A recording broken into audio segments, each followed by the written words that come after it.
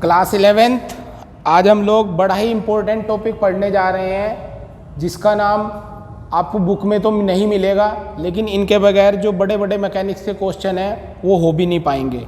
ये बिल्कुल अलग टॉपिक है, ये बुक में नहीं आपको दिखेगा कहीं। मैंने इसे अपने आप से ही बताया है। इसका नाम है basic force in mechanics. Mechanics में जो बेसिक फोर्स हैं उनका डिस्क्रिप्शन होगा और उन्हें कैसे हम लोग क्वेश्चंस में लेके आएंगे, ये सब हमें पढ़ना है। बड़े काम का लेक्चर है आज हमारा, इसको बहुत ध्यान से पढ़ना, एक एक चीज़ समझ के चलनी। मैं स्टार्ट करता हूँ, वीडियो पूरी कंप्लीट देखना इसकी। ऐसे नहीं कि भाई व्यू बढ़ाना, आपको वॉच टाइम बढ़ाना, ऐसा कुछ नहीं है इसमें। ये बड़े काम की चीज़ है, जब आप इसे पूरी देख लोगे आपको खुद लगेगा कि वाकई में कुछ अच्छा पढ़ा, कुछ अलग पढ़ा हमने। तो ये basic force in mechanics. Mechanics मैं बता दूं 11th के बच्चों को नहीं पता रहता, जेई के बच्चों को पता रहता है।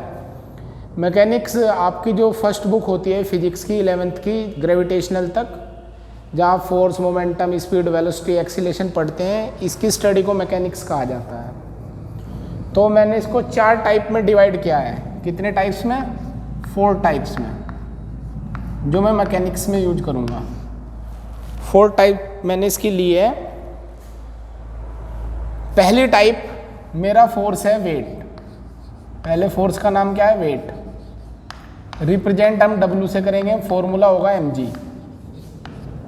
क्लियर है मेरी बात? फोर्स है ये, ध्यान रखना, बॉडी का वेट, वो उसके लिए एक फोर्स का वर्क करेगा।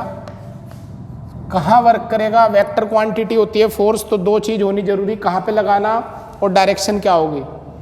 तो always act at the center of body. ये बेसिकली ग्रेविटेशनल सेंटर होता है, सेंटर ऑफ बॉडी। ये कौन सा सेंटर होता है? Gravitational centre. और डायरेक्शन क्या होगी इसकी? भाई फोर्स है तो डायरेक्शन तो होगी, तो direction always to the downward, या ऑलवेज टू डाउनवर्ड होगी।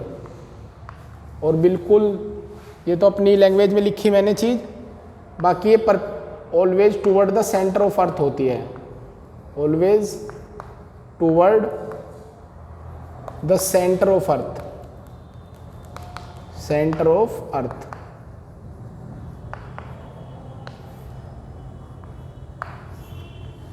अर्थ के सेंटर की तरफ हमेशा इसकी डायरेक्शन होती है, ये याद रखना आपको। यूनिट, तो बेटा इसकी यूनिट हमारी वही होगी न्यूटन, क्योंकि ये भी फोर्स ही है, ध्यान रखना आपको। चलिए देखिए एग्जाम्पल के तौर पे, मान लीजिए कोई बॉडी है, ये इसका सेंटर है, तो नीचे को आपको ये फोर्स लगा देना mg, अगर m इसका मास है। क्लियर है? तो इसका वेट mg नीचे को होगा। अगर ये ऐसे रखी हो तो भी ये नीचे को ही लगाना mg, m इसका मास है। सरफेस से परपेंडिकुलर नहीं लगाना आपको, सरफेस से परपेंडिकुलर नहीं लगाना। किधर को लगाना आपको? ये downward, toward the center of अर्थ बोल सकते हैं इसको। अगर ये ऐसी सरफेस हो और बॉडी यहाँ पे हो तो भी ये नीचे को। तो क्लियर है मेरी बात? आपको वेट की सारी बात, वेट कहाँ लगाना? बॉडी के सेंटर पे लगाना, और की डायरेक्शन क्या रखनी है उसकी? नीचे की तरफ, mg। ये फोर्स की पहली टाइप है, इसको नोट करिए आप। चलिए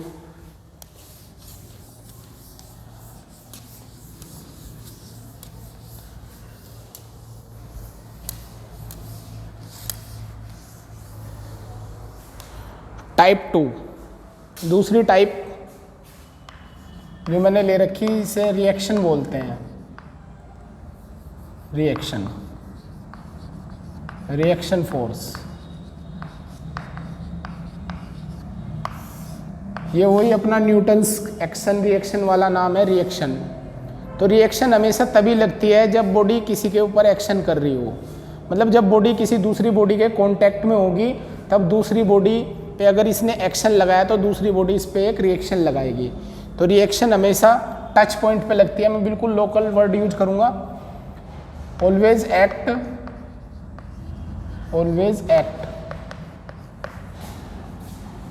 एट द contact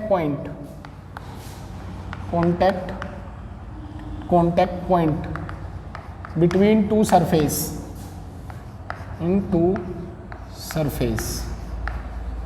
दो सरफेस के कांटेक्ट पॉइंट पे हमेशा ही लगानी, हवा में रिएक्शन बिल्कुल नहीं लगेगी। दूसरी बात, फोर्स है तो इसकी भी एक डायरेक्शन होगी, तो इसकी जो डायरेक्शन होगी, direction always perpendicular to the surface at contact point. ये मेरे अपने व्यू हैं इसके बारे में। यूनिट तो वही होगी भाई, क्या, न्यूटन। यूनिट हमारी इसकी न्यूटन ही होगी, ये यूनिट है। क्यों फोर्स है, मैं बार बार तो इनको बताने नहीं वाला, आपको याद रखनी। और रिएक्शन फोर्स को आप लोग एन से रिप्रेजेंट करते हैं, जैसे उसको डब्ल्यू से किया था, इसको एन से। चलो देखते हैं, जैसे ये ऐसे ही ले ले सरफेस, तो ये यहाँ पे टच कर रहा, तो दूसरी सरफेस इस पे ऊपर को रिएक्शन लगाई, क्योंकि नीचे को इसने जो फोर्स लगा रखा वो वेट लगा रखा, तो ऐसे रिएक्शन लग जाएगी। तो सरफेस के परपेंडिकुलर लगानी भाई, तो यहाँ पे टच हो रहा, तो सरफेस या इससे परपेंडिकुलर 90 डिग्री पे। अगर ऐसे हो तो ये टच पॉइंट, ये हमारी रिएक्शन, तो ऐसे रिएक्शन लग गई। मान लो लेडर हो, ये कोई सीढ़ी है, लेडर,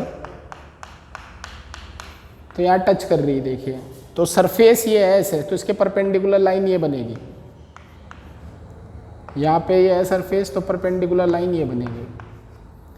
क्लियर है मेरी बात? तो इस तरह से आप परपेंडिकुलर लाइन बना करके रिएक्शन फोर्स कैलकुलेट करते हैं। नोट करिए, रिएक्शन फोर्स, दो बॉडी टच करे तो और तरह भी लग जाती है। मान लो एक बॉडी ये है, एक बॉडी ये है, तो यहाँ पे टच कर रही, तो यहाँ भी एक रिएक्शन लगती है। अगर इसको अलग से देखो तो बड़ी बॉडी ऐसे लगा रही है इस पर फोर्स, छोटी ऐसे लगा रही है, तो ऐसे भी यहाँ रिएक्शन लग रही है, तो परपेंडिकुलर लगती है, किसी एक पॉइंट पे आप लगा सकते हैं। मैं इसको रफ कर दे रहा हूँ, आप इसको नोट कर लेंगे। तीसरे नंबर पे आते हैं हम लोग। तीसरी जो टाइप्स बना रखी है वो है टेंशन। इसको टी से रिप्रेजेंट करते हैं, ये भी फोर्स ही है। टेंशन हमेशा बेटा रस्सी के केस में लगती है। किसके केस में लगती है? स्ट्रिंग के केस में लगती है। अगर ये मैं अपनी रस्सी मान लूँ और ये यहाँ पे ऐसे फिक्स है, ऐसे रस्सी फिक्स है और नीचे वेट लटका हुआ, तो टेंशन फोर्स हमेशा रस्सी में तभी लगेगा जब रस्सी कसी जाएगी, यानी रस्सी को खींचा जाएगा। तो हमारी अगर ये रस्सी है ऐसे, अभी ढीली है, और जैसे ही वेट लगा तो ये टाइट हो गई, इस टाइटनेस को इसकी टेंशन कहा जाता है। अब टेंशन याद रखिए, टेंशन की डायरेक्शन की बात करते हैं। टेंशन लगेगी कब? ये तो क्लियर है, रस्सी में लगेगी जब रस्सी टाइट हो जाएगी। तो टेंशन हमेशा देखिए अपोजिट एंड पे लगनी है, एक्शन रिएक्शन को फॉलो करेगी। और कुल मिलाकर के बात यह है कि टेंशन आपको रस्सी के दोनों एंड पे लगानी, एक इस एंड पे और एक इस एंड पे, जहाँ रस्सी खत्म होती है, दोनों एंड पे आपको टेंशन लगानी और टेंशन की डायरेक्शन ऐसे रखनी जिससे वो रस्सी में जो लेंथ इंक्रीज हो रही है उसको कम कर सके। मान लीजिए इनिशियली ये रस्सी इतनी लंबी थी बस, और जैसे ही ये वेट लगा तो ये टाइट होकर थोड़ी लंबी हो गई, तो इस एंड पे आपको टेंशन लगानी और इस एंड पे भी लगानी। तो इससे तो ऊपर वो कर दो जिससे पहले जैसी हो सके, और उससे नीचे वो कर दो जिससे वहाँ पे जो खिंची होगी तो वो पहले जैसी हो सके। तो इस तरह से आपको टेंशन लगानी। तो टेंशन कहाँ लगानी? रस्सी के दोनों एंड पे लगानी। T always act on the both end of string to reduce या to reduce its increase length, जिससे इसकी बढ़ी हुई लंबाई पहले जैसी हो सके, इससे उसको पहले वाली लेंथ में ला सके। मेरा तो अपना ये मानना है। और टेंशन कब आती है? जब रस्सी टाइट हो जाती है। T is overcome when string, जब रस्सी टाइट हो जाए, स्ट्रिंग इज टॉट, टाइट हो जाएगा, जब वो टाइट हो जाती है। यूनिट इसकी न्यूटन ही होगी, ये फिक्स है। तो कुछ एग्जांपल जैसे मैंने अभी बताया, जैसे ये एक ऐसा अरेंजमेंट है, इसको पुली अरेंजमेंट के नाम से पढ़ते हैं हम। ये एक रस्सी है, इसके दो एंड से दो मास फिक्स कर दिए गए, M1 M2, M1 M2 से बड़ा है। तो ये रस्सी ऐसे जा रही, ये स्ट्रिंग ऐसे घूम करके ऐसे जा रही, तो एक एंड ये हुआ, एक ये हुआ। इससे तो इधर को लगाओ जिससे पहले जैसी लेंथ में आ सके, इससे ऐसे लगाओ जिससे पहले जैसी लेंथ में आ सके। क्लियर। दूसरा एग्जांपल भी यही, मान लीजिए ये ऐसे लगी हुई है, तो ये दो एंड हो गए, तो यहाँ पे T, यहाँ पे T, तो इस तरह से टेंशन लगती है। अगर दो रस्सी हो, कैसे कि एक मास ये, एक मास ये, तो एक टेंशन यहाँ लगेगी इन दो एंड पे रस्सी के, और ये रस्सी अलग है, यहाँ अलग लगेगी। अगर ये T1 है तो ये T2 होगी।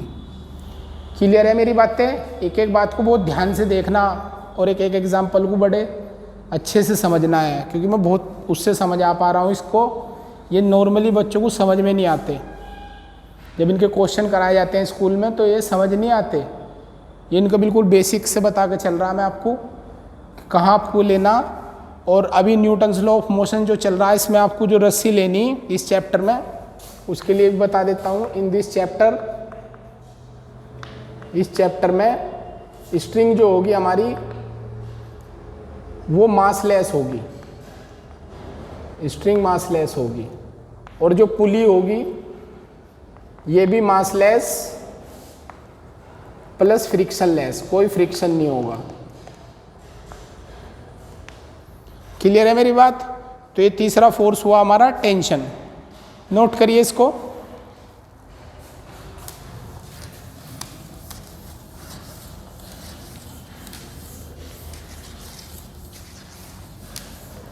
Last fourth case, fourth case अपना आता है नंबर 4, जो मैकेनिक्स में यूज होता है, friction.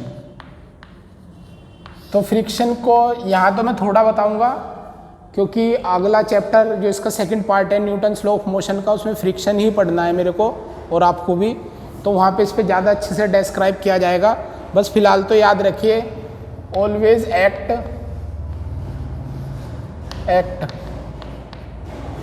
In pair and opposite to the direction of motion, to the direction of motion. ये किताब की डेफिनेशन है, मैं तो ऐसा नहीं मानता। मेरा अपना मानना है कि फ्रिक्शन तो हमेशा ऐसा चाहता है कि दो सरफेस एक साथ रहें। जैसे ये एक सड़क है और ये इसके ऊपर कार है, ये कार ऐसे जा रही है, तो बताइए फ्रिक्शन क्या चाहेगा? सड़क तो चल नहीं सकती, तो फ्रिक्शन तो ये चाहता है कि दोनों एक साथ रहें। तो कार आगे को जा रही, आगे को मूव कर रही, तो फ्रिक्शन कैसे लगेगा जिससे वो सड़क पे ही रहे? तो फ्रिक्शन इसलिए बोलते हैं पीछे को लगता है। जो ये कहते हैं ना opposite to the direction of motion, वो यही मतलब है। मोशन किसकी? बॉडी, ऐसे लगता है। और डायरेक्शन इसकी बड़ी सिंपल सी है। डायरेक्शन की अगर इसकी बात करें, ऑलवेज टेंजेंशियल, यानी टच करता हुआ, tangential at the point of contact, at the point of contact between two surface, between two surface.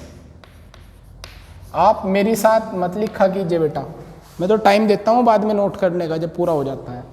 तो ये टच पॉइंट है, देखिए कॉन्टैक्ट पॉइंट दोनों सरफेस के, तो इसलिए अपोजिट लगा। अभी और अगर हम और बात करें, अगर ये एक ब्लॉक है, ये ऐसे जा रहा, ऐसे मोशन कर रहा, और इसके ऊपर ये दूसरा ब्लॉक है, अब ये आगे को चल रहा, तो फ्रिक्शन क्या चाहेगा कि दोनों ब्लॉक साथ रहें। तो इस ब्लॉक पर वैसे तो कोई डायरेक्ट फोर्स नहीं लग रहा, लेकिन अगर इसे इसके साथ रखना तो कौन इसको रखने के लिए रेस्पॉन्सिबल होगा, कौन सा फोर्स लगाओगे, क्योंकि बॉडी को चलाने के लिए फोर्स चाहिए जो हम फोर्स में पढ़ रहे हैं स्टार्टिंग से। तो इस बॉडी पर आगे की तरफ एक फोर्स लगेगा, उसका नाम फ्रिक्शन होगा। तो देखिए यहाँ बॉडी को फ्रिक्शन चला रहा है और यहाँ फ्रिक्शन रोक रहा है, क्योंकि नीचे की सरफेस रुकी हुई तो इसको रोकना चाह रहा है, यहाँ नीचे की चल रही है तो इसको चलाना चाह रहा है। तो फ्रिक्शन हमेशा बॉडी की मोशन का अपोज नहीं करता है, बिल्कुल दिमाग में आपके बात हमेशा रहनी चाहिए, ठीक है ना। तो ये जो एफ है स्मॉल एफ, ये हमारा कौन है, फ्रिक्शन, और यूनिट इसकी भी न्यूटन होगी। बाकी सारी कहानी जो इसकी पढ़ने वाले हम लोग वो किस में पढ़ेंगे, अपने next section Newton's law of motion के अंदर। क्लियर है मेरी बात आपको ये। चलो आज आप इन 4 बातों का ध्यान रखिए और इन चारों फोर्स को रिवाइज करिए अपने दिमाग में अच्छे से। फिर जो नेक्स्ट लेक्चर हम लोग लेने वाले हैं उसमें हम इसकी एप्लीकेशन पढ़ेंगे 4 बेसिक फोर्स की, ठीक है बेटा।